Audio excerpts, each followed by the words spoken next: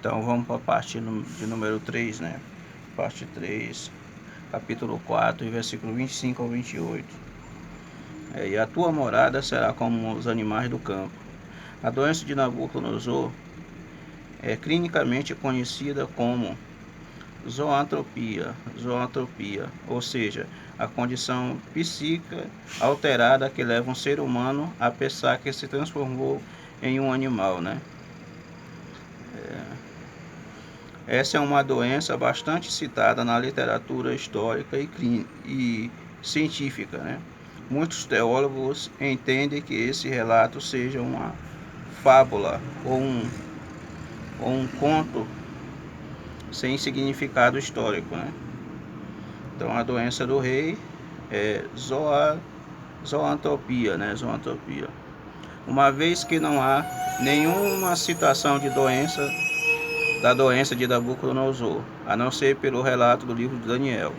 Todavia, é importante lembrar que não há informação histórica do reinado de Nabucodonosor entre 594 e 562 a.C., o ano da sua morte. Sua loucura pode muito bem ter ocorrido durante esse período. Capítulo 4, versículo 29 ao 31, 12 meses, a referência aqui sobre um período de graça entre a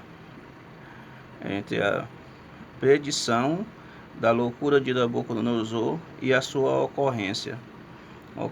Talvez Deus tenha guardado um ano na expectativa de que o monarca pudesse se arrepender e evitar o castigo, né? Então quer dizer que 12 meses é a referência aqui sobre um período de graça entre a predição da loucura de Nabucodonosor e sua ocorrência. Então quer dizer que isso que Deus deu um prazo para ele, né, de 12 meses. Nosso calendário 12 meses é um ano, né? Então Deus deu um espaço aí de um ano para que ele venha se arrepender, né? Tudo indica que foi para isso, para que ele pudesse se arrepender. Então Deus deu um período de 12 meses, nosso calendário é um ano, para que ele se arrependesse, para que ele não recebesse o castigo. Então se ele recebeu o castigo é porque indica que ele não se arrependeu. Se ele tivesse arrependido, o castigo não viria, né? Deus usou o profeta Daniel para falar para ele que ele teria um prazo de 12 meses, ou seja, de um ano, né? E esse período é de graça, é como se Deus desse esse prazo para ele se arrepender, mas como isso indica que ele não se arrependeu, né? Que o castigo veio, né? Que o castigo aconteceu, então ele não se arrependeu. Vamos ver aqui. Talvez Deus tenha guardado um ano de expectativa de que o monarca pudesse se arrepender e evitar o castigo. Capítulo 4, versículo 32 a 33. Até que conheças que o Altíssimo tem domínio sobre todos os reinos do homem, Nabucodonosor ficaria louco como um animal, e seus hábitos e sentidos. Entretanto, naquela condição, aprenderia mais a respeito de Deus do que em toda a sua vida. Na verdade, esse castigo serviria para que o rei pudesse saber quem Deus é e como ele estabelece reinos de maneira soberana e os entrega a quem seja. Nabucodonosor tinha de se humilhar-se perante o Senhor antes de ser exaltado outra vez. O castigo divino sempre tem um propósito santo e útil, né? O castigo divino sempre tem um propósito santo e útil. Capítulo 4, versículo 34 e 37. Talvez você está sofrendo e não sabe por quê, né? Mas talvez tenha um sentido aí. Tem um santo sentido, né? Tem um propósito, tem uma utilidade. Então talvez você está sofrendo por algo aí, talvez Deus tratando com você, Deus querendo algo de você, né? Nem o rei aqui Nabucodonosor. Deus queria que ele se arrependesse. No capítulo 4, versículo 34 a 37, Nabucodonosor louva o Altíssimo, reconhecendo que Deus vive para sempre, né? Que Deus vive para sempre e governa eternamente. O rei claramente reconhece o Deus de Daniel como o soberano eterno e onipotente sobre o universo, né? Onipotente sobre o universo. No capítulo 5, versículo 1 ao 2, Belzazar é chamado de rei e filho de Nabucodonosor, versículo 22. Outros registros antigos, porém, parecem apresentar um conflito entre esses fatos. Eles indicam que Belzazar era filho de Nabonido, o último rei da Babilônia, né? Suas duas explicações possíveis podem reconciliar a diferença entre tal registro.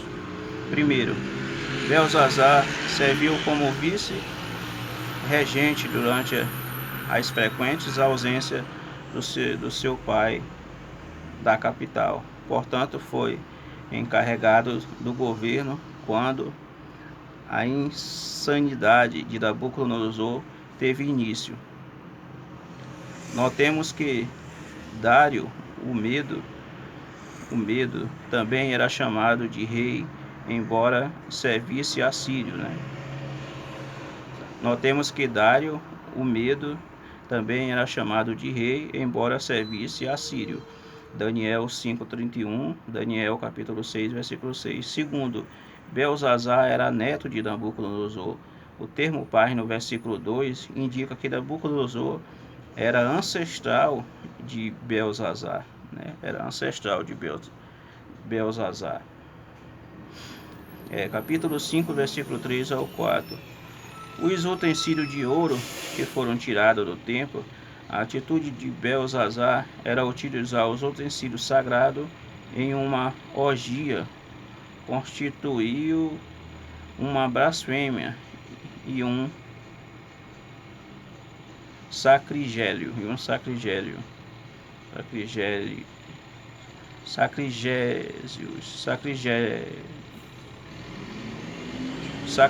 né? Sacrilégio, versículo 22, 23, né? Deram louvor aos deuses. As nações de Belzazar demonstrava afronta deliberada para com Deus vivo. Versículo 23. Versículo 23. Capítulo 5, versículo 5 ao 7. O rei Nabonildo estava na Arábia. Belzazar era o vice-regente, né? Então aqui diz que o rei Nabonido estava na Arábia, e Belzazar era o vice-regente. O terceiro dominador seria o próximo na sequência para assumir o trono, né? Capítulo 5, versículo 8 ao 10.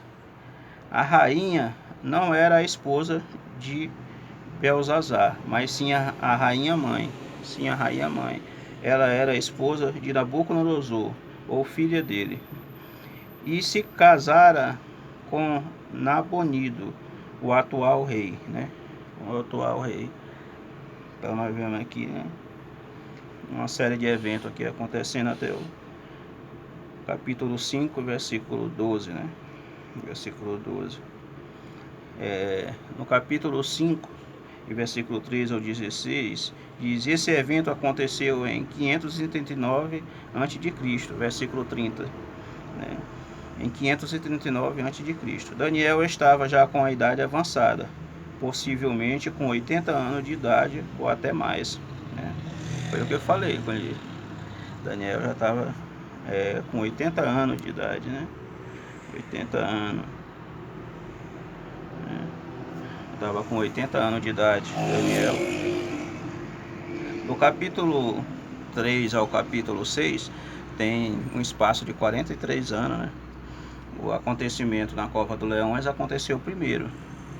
E depois foi que Sadraque, Mesaque e Abednego foram jogados na fornalha de fogo ardente, depois de 43 anos, quer dizer, que tinha 4 décadas e 3 anos de um acontecimento para o outro. Então Daniel foi o primeiro jogado, lançado na cova do leão. Aí depois de 43 anos foi que Sadraque, Mesaque e Abednego foram jogados na fornalha, fogo ardente.